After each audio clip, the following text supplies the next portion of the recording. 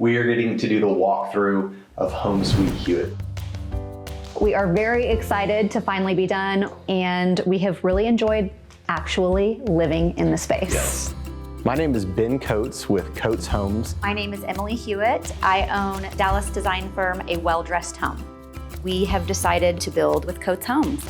We definitely started designing the home from the front door. Yes. I knew that I wanted to be able to walk up to this front door and to be able to see all the way down the entryway, down the center of the pool and into the center of the pool house. And so I literally said, okay, Jerry, we're gonna start right here. And I also know I want a U-shaped home, so we're gonna build from this entryway, and that's exactly what we did.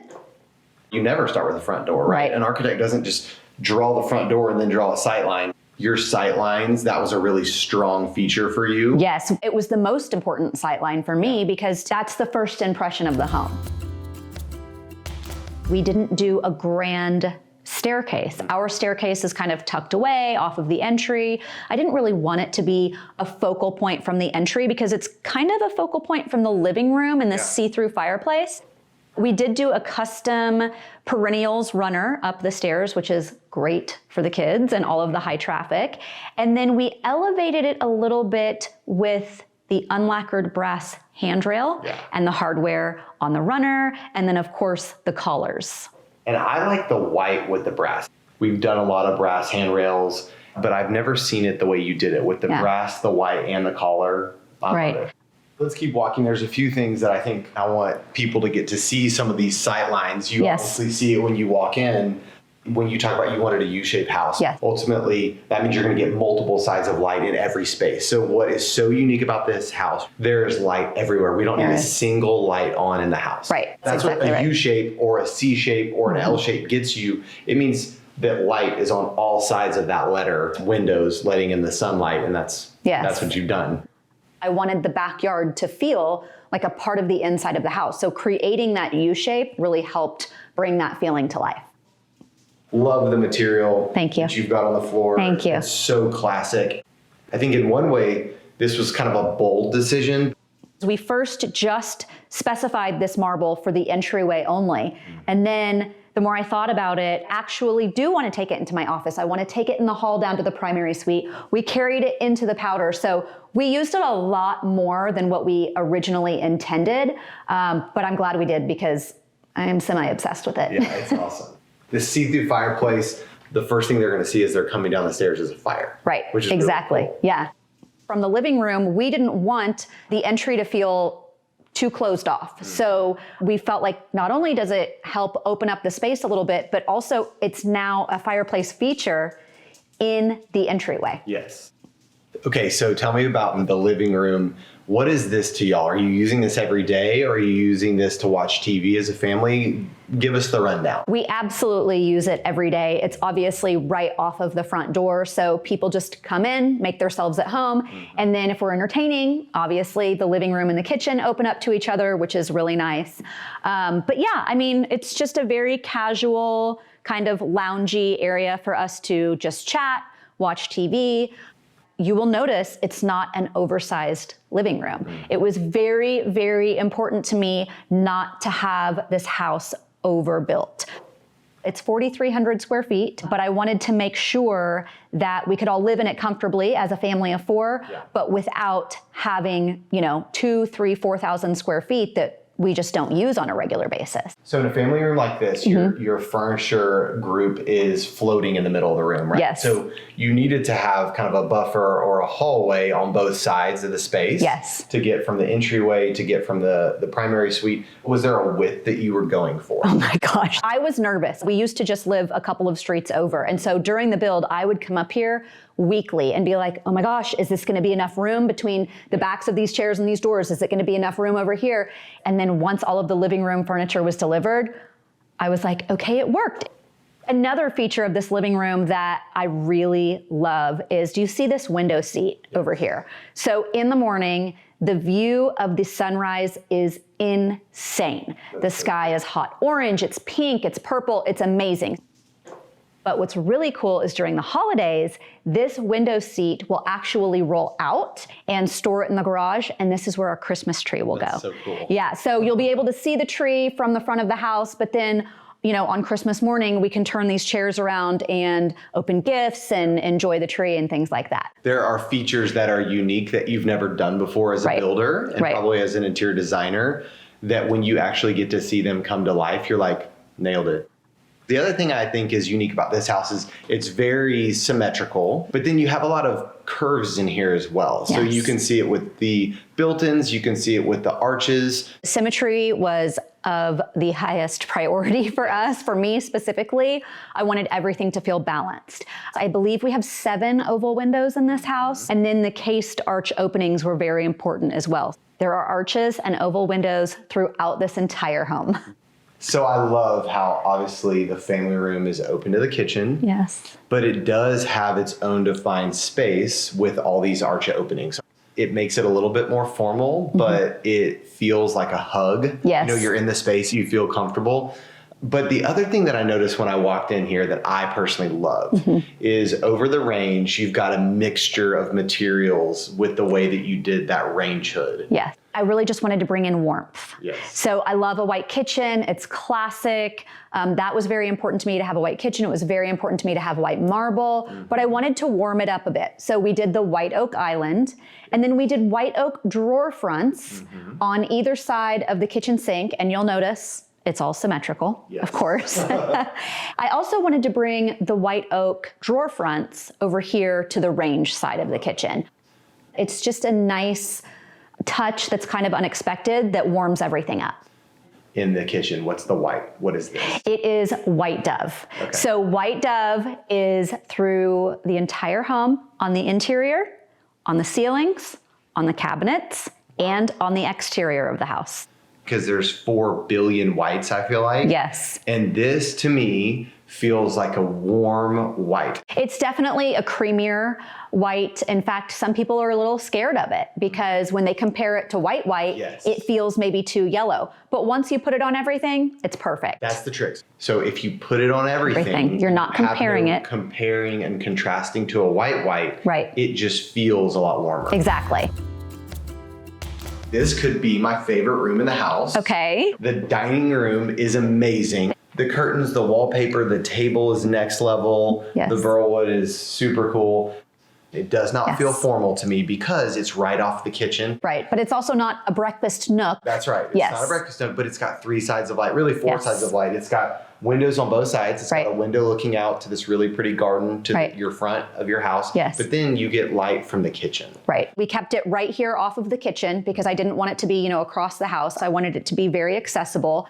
If you'll notice, we vaulted these ceilings in here. Yeah. And the reason I did that was because I wanted it to feel a little bit more grand. The rest of the ceilings throughout the first floor are 10 feet, and this is vaulted to 14 feet. We did do a white oak beam on the ceiling. Because we vaulted the ceiling, I didn't want to lose it with just a white painted ceiling. So we went ahead and added the white oak beams just to draw your eye up and to kind of pull that down a little bit. I think when you kept it in that 4,000 square foot range, one of the hard things, you can't have too many rooms. If you have too many rooms, you'll get to 5,500, 6,500 really fast. So not only does it play well for the formal dining, you give yourself a lot of different ways to use this room. Yes. We're in the heart of the home. Yes. The mudroom. The mudroom. I think this is obviously an elevated mudroom. We have a Dutch door, which I really love. We have these built-ins here.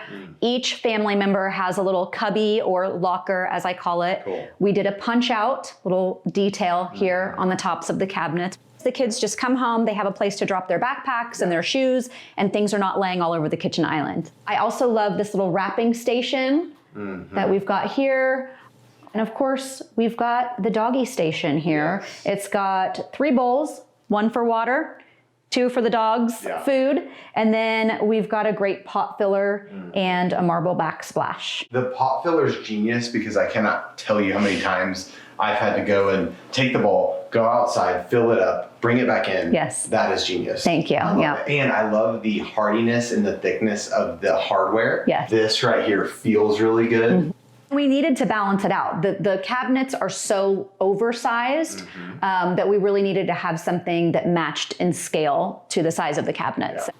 So the working pantry, it's a hot room that people want in their house. Sure. This also houses one of our oval windows. What is a working pantry? It houses your food. You can come in here and pour drinks. If you have a bar in here, you can come in here and cook, or prep to cook. We have this side of the working pantry, which stores all of our food.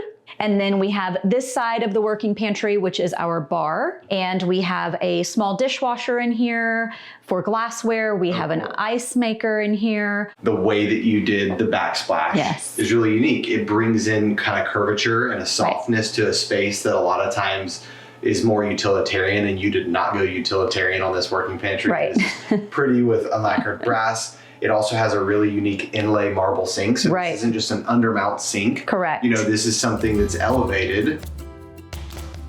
Like a lot of spaces in your house, I think you have these very pretty hallways that lead you to the grand space. And so we're in the primary suite. Correct. Much like the dining room, I wanted it to be a little bit more formal, but not over the top. So again, in here, we also vaulted the ceiling. We paneled everything, including the entry. And then we have another intentional sightline, of course. Yes. And when you enter the primary suite, you can see all the way to the primary bathroom, over the tub, and right into what is actually the spa courtyard.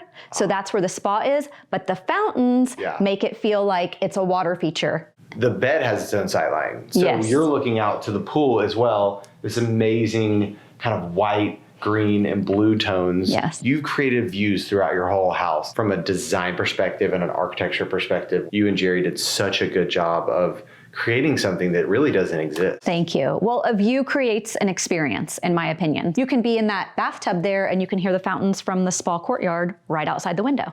A lot of times in a bathroom that's too big, you get swallowed in the space. I think people sometimes associate big with better. I think this is cozy. This space is familiar to you. Why? Very familiar. It's almost the exact layout that we had at our previous home, Casa de Hewett. We loved it, so we didn't want to reinvent the wheel, so we just went with it again.